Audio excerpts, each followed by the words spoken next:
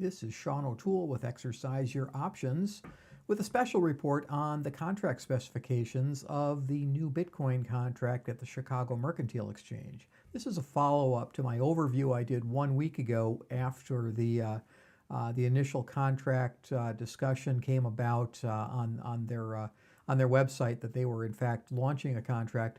This week they came out with contract specifications, so it's best to update and fill you in with what those contract specs are.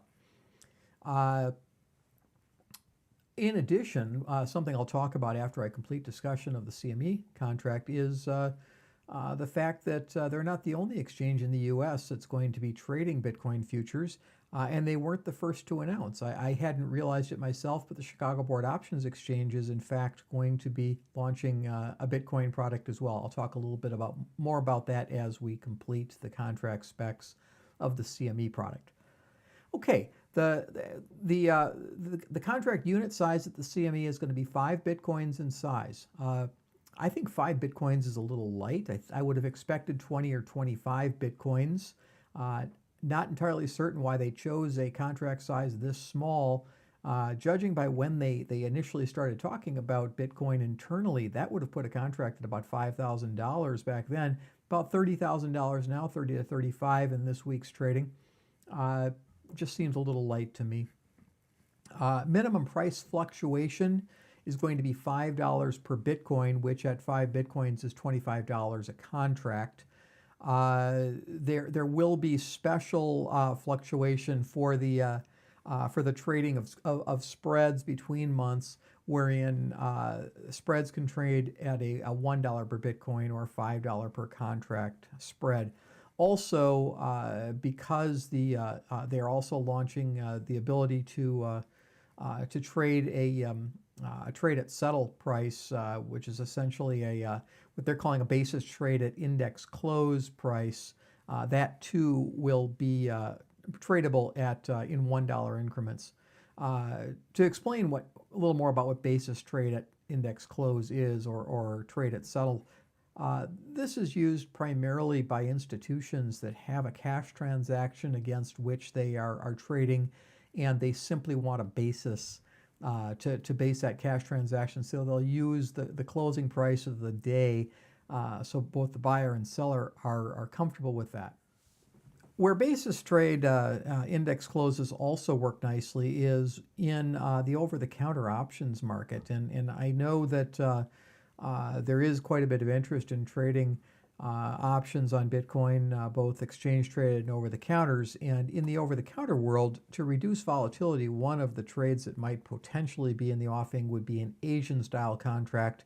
Asians are simple exotics. Asians trade a fixed strike price like a European or American style option, but their settlement price is based upon an average price over a period of days, typically 30 days. These are very common in the energy business. Also see them in other markets as well, and they help to reduce volatility for the options participants. So this may be aiming for Asian business that would be out there, and perhaps potentially CME Clearport trade that might come in that direction. Speaking of CME Clearport, trading hours for CME Globex and CME Clearport is 5 p.m. to 4 p.m. Central, Sunday through Friday. What this means is the market trades 23 hours a day with a break at 5 o'clock and a weekend break. I'm a little concerned with that weekend break. Volatility over the weekends has been quite high in Bitcoin, and a futures contract that doesn't follow the total hours of the underlying market could be limiting. We'll see what happens. I wouldn't be surprised if that isn't rethought in the coming weeks and months, and if ultimately we don't see 7-day-a-week trade. I had mentioned the BTIC, or the basis trade index close. That's going to be basis 4 p.m. London time when the Bitcoin reference rate is calculated. That is essentially, it's going to be 10 a.m., 11 a.m., depending upon if it is standard time or daylight savings time. they need that reference rate in order to come up with a solid close for the BTIC. So I can see why they're doing that. Makes perfect sense. Product code, if you're looking for it on a screen when it begins trading, is BTC for the outright. If you're looking for the TAS or the BTIC, that's going to be BTB. The listing cycle, nearest 2 months of the March quarterly cycle, meaning March, June, September, Dece, plus the nearest 2 serial months not in the March quarterly cycle. What that means is, for instance, they're going to start trading with a December contract and a March contract per the rules, but that also means then that the next 2 serials in line would be Jan and February. When the Dece rolls off the board, a June contract will begin trading, and then once the Jan and the Feb both run off the board, then in April and May will be listed. So there will always be at least 4 months to trade of the contract. So good opportunities for spreaders, good opportunities for institutions that are looking for a monthly settlement to try to hone in on their hedging needs. Termination of trading is last day of trading. Last day of trading, I should say, is the last Friday of the contract month.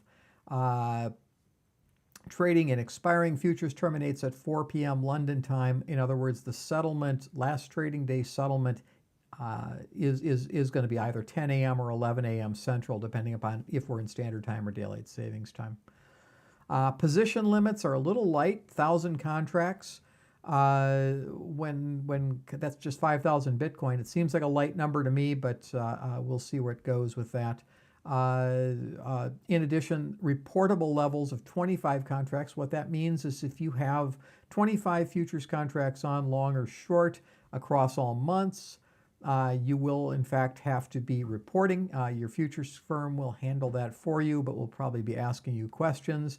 My guess is that also means a net 25 delta position in the options when they begin trading. Small numbers, but nothing that should bother a trader too much.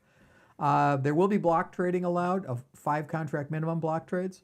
What block trading is this gives firms the ability to trade back and forth between one another off the trading floor and submit their trades to Globex for clearing. These are not over-the-counter trades like a Clearport trade. These are in fact futures trades. They're just negotiated away from the floor. This is done in other financial products as well. It's not unusual. There will be price limits. This is all based on the 4 p.m. settlement of the previous day. They appear to have stops, circuit breaker type stops at 7% above and below prior settle, 13% above and below prior settle, with hard limits on the day of 20%. Just thinking through my head how many times we've passed through 20%, it's probably going to hold. It probably won't be a real problem, but the whole idea of futures contracts is to take some of that volatility out of the cash market. So hopefully the combination of futures and cash trading together will overall reduce volatility so those 20% days aren't common. As I noted in the first video on this last week, the product is cash settled. It's settled against an index called the Bitcoin reference rate. If you want more information on the Bitcoin reference rate, please refer to my previous video on this, which is Bitcoin futures overview.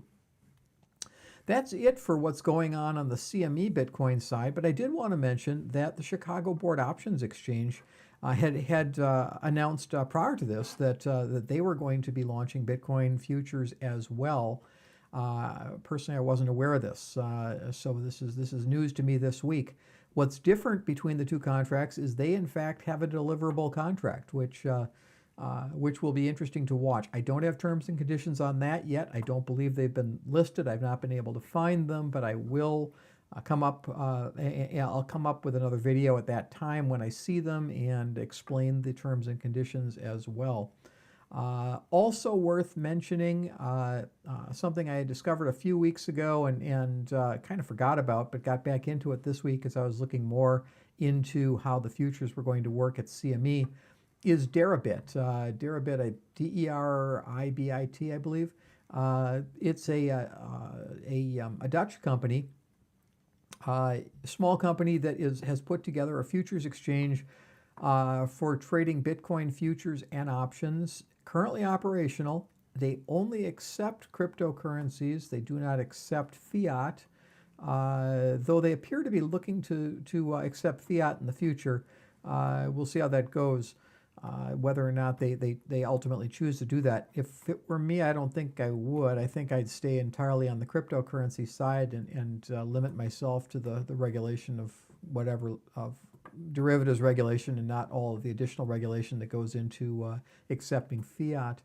What makes theirs interesting is they also plan on launching an Ethereum contract so that you'll be able to effectively post Ethereum or Bitcoin and trade one or the other. All of their contracts effectively are indexes, and they trade a little more traditional index.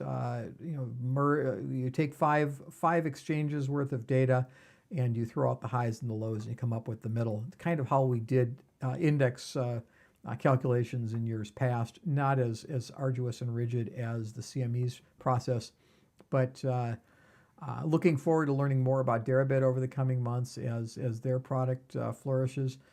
My guess is they'll do well by having a CME product out there, especially if CME starts trading options, because options market makers will find it much easier if they've got more than one exchange on which to trade, so they can arb the two exchanges. Should increase liquidity on both exchanges, but looking forward to learning more about that. For now, that's all I have. I will come back when I know more about the CBOE contract or any new trading products coming up at Deribit. Thanks for now. Talk to you later. Bye-bye.